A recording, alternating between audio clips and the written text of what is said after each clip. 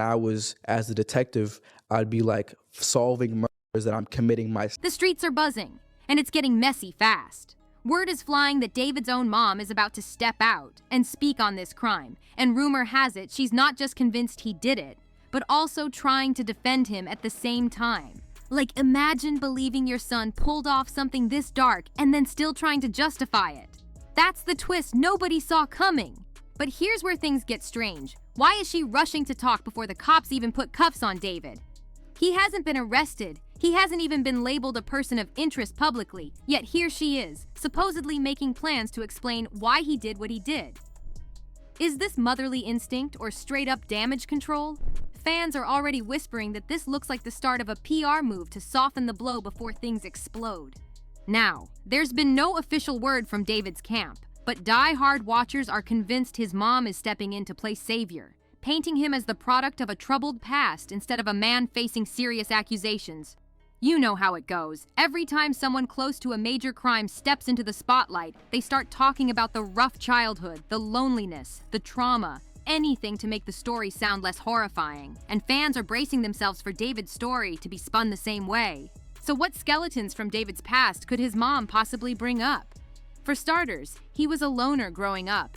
He didn't fit in, didn't have friends, and his parents pulled him out of public school after rumors of bullying. From then on, he was homeschooled, cut off, and basically locked into his own little world. People say that isolation left him alienated, and it shows. David himself admitted that he lived through other people instead of creating his own life. When his family moved from Queens to Houston after 8th grade, he lost the few real-life friends he had. Instead of building a social circle, he got swallowed by video games. That's where his emotions, his identity, his personality all got stuck, not with people, but with characters on a screen. And that's where people started to label him with the antisocial tag. They say he developed a sociopathic edge, and honestly, a lot of fans believe it. Because let's keep it real, it would take a cold, detached personality to pull off what the internet is accusing him of. David even confessed in interviews that he was always looking for escapes, saying, "I was always looking for outlets to escape reality. I never wanted to read or do anything extracurricular. My mom thought games would rot my brain, but I felt like they gave me stories and characters that shaped me." He admitted he had to become his own friend because no one ever checked on him after he left public school. That loneliness carved him into someone who learned to survive by living through others. And when you look at his own words, it's chilling.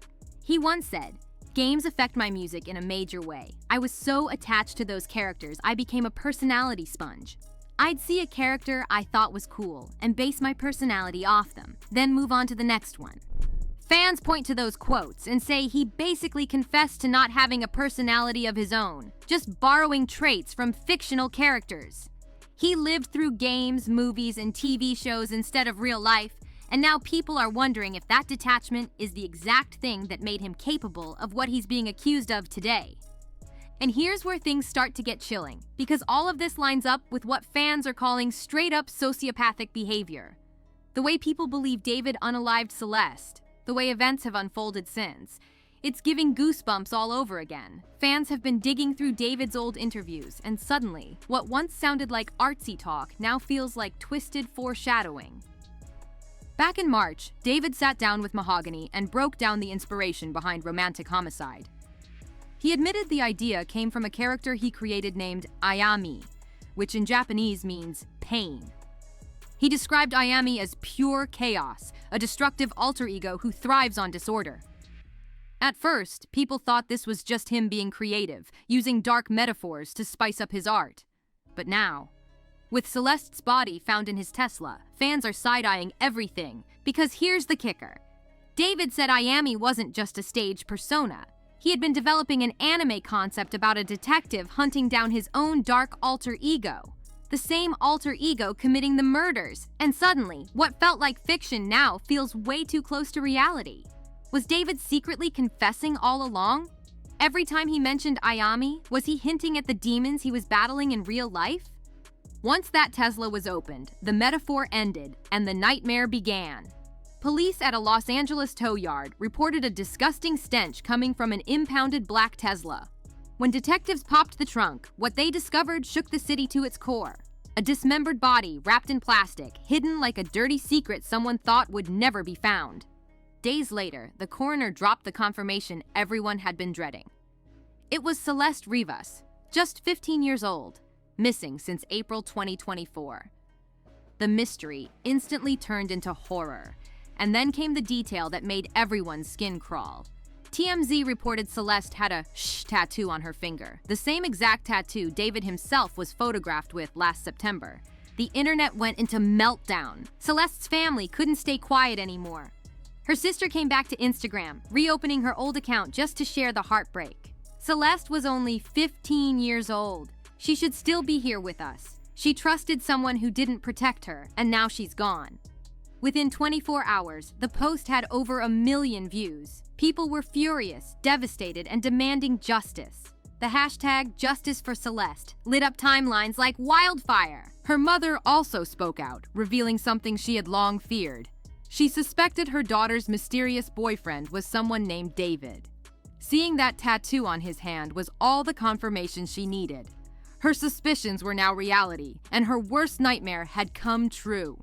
And here's another disturbing twist. This wasn't even Celeste's first disappearance. Police revealed she had run away back in January, only to be found weeks later in the Hollywood Hills, just blocks from David's spot.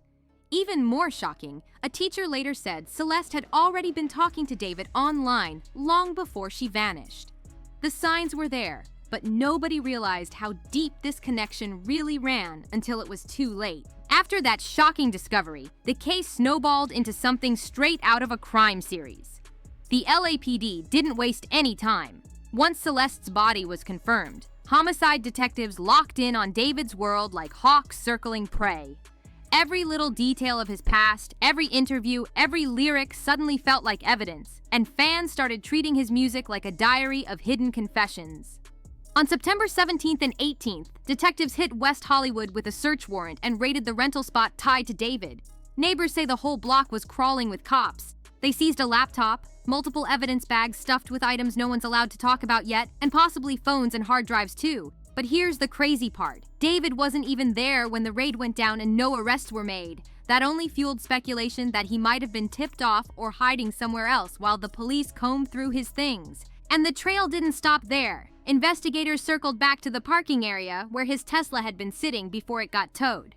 Guess what? They uncovered more items of interest connected to Celeste. That black Tesla instantly became the centerpiece of the case, with one investigator even calling it the most important piece of evidence they have so far. Just think about it. The very car he flaunted as a symbol of success turned into a crime scene that could end his entire career. Meanwhile, online detectives, TikTok, Reddit, Discord, you name it, were tearing through every scrap of information, convinced David's past behavior and bizarre alter ego talk were pieces of the puzzle. Fans started dropping side-by-side comparisons of his lyrics and Celeste's story, pointing out eerie similarities that made the whole situation feel less like coincidence and more like prophecy. The deeper people dug, the scarier it got, because it was no longer just about a rising star with dark lyrics. It was about whether David blurred the line between his art and his reality. And if his alter ego wasn't just a character, but his real self hiding in plain sight. By April, Celeste vanished again, but this time, she never came back. What once looked like teenage rebellion now feels like the chilling setup to something far more sinister. And here's where it gets bone-deep creepy. Fans started dissecting David's entire catalog, and what they uncovered left everyone shaking. Not only did Romantic Homicide sound darker in hindsight, but even his unreleased tracks started hitting different. In a leaked 2023 song, David literally drops Celeste's name, and the lyrics feel like they were written straight out of her story. One verse went, "Oh Celeste, the girl with my name tattooed on her chest. Smell her on my clothes like cigarettes. I hear her voice each time I take a breath. I'm obsessed." Tell me that doesn't sound like a diary turned into music. And it didn't stop there. Another leaked line cut even deeper. "Afraid you'll only love me when undressed, but you look so damn gorgeous in that dress. Missing you so much makes me depressed." Chilling, right? Fans can't shake the idea that these weren't just songs. They were confessions hidden in plain sight. The more people connect these dots, the more it explains why David's mom might be stepping into the spotlight now. It looks like she's gearing up to spin his past as troubled, so that when the case officially cracks wide open, the court might see him as broken instead of brutal. But here's the thing. With this many eerie ties between his music, his alter ego, and Celeste's tragic story, the public isn't buying excuses anymore. And now I gotta hear from you. Do you think David's lyrics were his way of confessing, or are people just reaching too far? Drop your thoughts below, and don't forget to hit that like button, subscribe, and turn on the bell so you don't miss the next breakdown, because this case is only getting darker.